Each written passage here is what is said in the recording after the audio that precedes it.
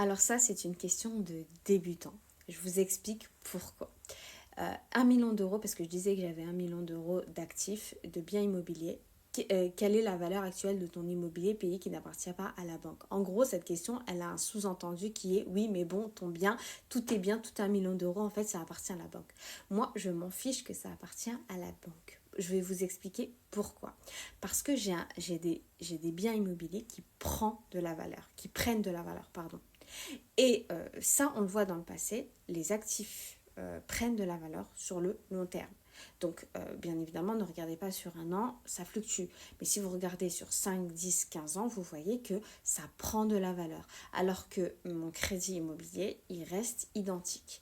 Donc, si aujourd'hui je rembourse 500 euros, eh bien, dans 10 ans, je continuerai à rembourser 500 euros.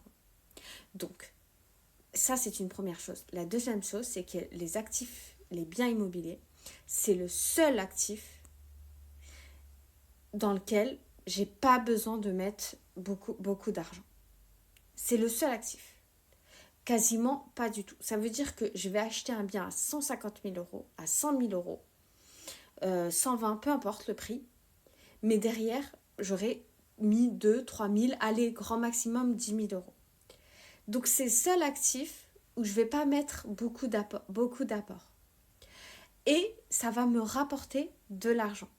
Donc là, j'ai 1 million d'euros de patrimoine en brut.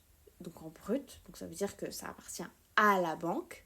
Mais dans 10 ans, quand je vais revendre, une bonne partie je pense, eh bien je vais récupérer de la plus-value, sachant qu'au départ, j'ai pas mis grand-chose.